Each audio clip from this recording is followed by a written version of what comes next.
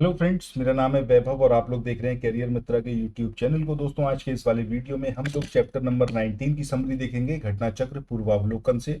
अब ये Indian history की है, जिसमें हम मॉडर्न इंडियन हिस्ट्री के सेक्शन को कवर अप कर रहे हैं। प्लेलिस्ट में जाकर प्रीवियस वीडियोस आप जरूर देखिएगा। हर एक चैप्टर को एकदम समराइज करा हुआ है, बहुत जल्दी जल्दी आप सारे चैप्टर्स को कवर अप कर सकते हैं। एग्जामिनेशन उत्तर प्रदेश पीसीएस और समीक्षा अधिकारी का बहुत ज़्यादा दूर नहीं है। मल्टीपल टाइम्स रिवीजन करना ये बेहद ज़रूरी है। ठीक है, सो आइए शुरू करते हैं आज के अपने सेशन को। चैनल को जरूर सब्सक्राइब कर लीजिएगा डेली बेस पर ऐसे ही वीडियोस को देखने के लिए। तो सबसे पहले यहाँ पर हम बात करते हैं, ये जो मार्ले मिंटो सुधार है, यानी कि हम चैप्टर 19 की बात कर रहे हैं। मार्ले मिंटो सुधार के टाइम पर क्या कुछ हुआ था, कौन से ईयर में ये आया था, ठीक है, वो सारे घटनाक्रम को देखते हैं। तो सबसे पहले यहाँ पर हम बात करते हैं कि मार्ले मिंटो सुधार ये कौन से ईयर का है, यानी कि वो सन कौन सी थी जब इसको लाया गया मार्ले मिंटो सुधार को।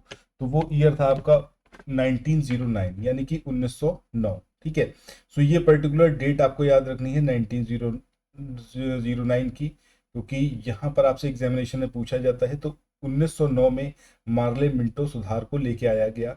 अब इसमें मार्ले कौन थे और मिंटो कौन थे? ठीक है, तो मिंटो थे आपके वायसराय लॉर्ड मिंटो, जिनका कार्यकाल रहा 1905 से 1910 तक।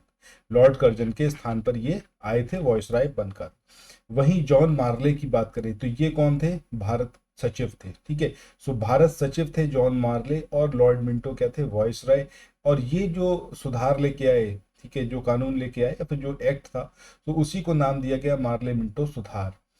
भारतीय परिषद अधिनियम, इस नाम से ये कानून था 1909 का, जिसको सामान्यतः हम मार्ले मिंटो सुधार के नाम से जानते हैं या फिर इसको जाना जाता है। इन सुधारों का सबसे बड़ा जो दोष था, सबसे बड़ी प्रॉब्लम थी, वो क्या थी कि इसमें सांप्रदायिक प्रतिनिधित्व प्रणाली, इसके तहत मुसलमानों के लिए पृथक निर्वाचन मंडल, इसकी व्यवस्था की गई थी। अब इसका मतलब क्या था? इसका मतलब यह था कि मुस्लिम उम्मीदवार अगर कहीं से खड़ा हो रहा है तो उसको जो वोट देने वाले होंगे, जो चुनने वाले होंगे, वो भी कौन होंगे? मुस्लिम्स ही होंगे। अब उस टाइम पर ऐसे वोटिंग नहीं होती थी जैसे आज की डेट में होती है, वो एक अलग चीज़ है। ठीक है, सो इस व्यवस्था के अंतर्गत परिषदों में जो मुस्लिम सदस्य हैं, जो निर्वाचन, उनका जो निर्वाचन है वो सामान्य निर्वाचन मंडल द्वारा नहीं होगा, अपितु केवल मुसलमानों के लिए गठित पृथक निर्वाचक मंडल, उसके द्वारा ही उनका गठन, मतलब उनका जो चयन है वो किया जाएगा। तो ये सबसे बड़ी इसके अंदर प्रॉब्लम थी। वस्तुतः इसका आशय यह था कि मुसलमान संप्रदाय को भारतीय राष्ट्र से पूर्णतः पृथक वर्ग के रूप में स्वीकार किया गया। यानी कि ऐसा नहीं है कि अगर 4 मेंबर हैं जो किसी एक पर्टिकुलर व्यक्ति को बनाना चाहते हैं, ठीक है, मतलब उसको जिताना चाहते हैं, उसको वोट देना चाहते हैं, तो यहाँ पर जरूरी है कि वो सारे के सारे कौन हों? मुसलमान ही हों। ठीक है, एक निर्वाचक मंडल कुछ इस तरीके से यहाँ पर कंस्ट्रक्ट करा गया था, जिसमें सिर्फ जो है एक निर्वाचक मंडल जो गठित किया जाएगा, वही लोग जो है उस पर्टिकुलर उम्मीदवार को, जो कि मुस्लिम कम्युनिटी का होगा, उसको वोट दे पाएंगे या फिर उसको चयन कर पाएंगे। और इस व्यवस्था ने भारतीय राजनीति में बहुत बड़ी समस्या उत्पन्न कर दी थी। क्यों? क्योंकि सदियों से भारतीय जो हमारा पूरा एक सिस्टम रहा है, परंपरा रही है, जिसमें हम सब आपस में मिलजुल कर रहते हैं, तो वो जो राष्ट्रीय एकता है, उस राष्ट्रीय एकता को चोट पहुंचाने का यहाँ पर कार्य किया गया था। इस एक्ट के बारे में महात्मा गांधी ने क्या बोला था कि मार्ले मिंटो सुधार ने हमारा सर्वनाश कर दिया है। क्यों कर दिया है? क्योंकि सालों से जो धीरे धीरे करके एक भरोसा बिल्ड करा गया था हिंदू मुसलमानों के बीच में, उसको यहाँ पर तार तार करने की कोशिश की गई थी।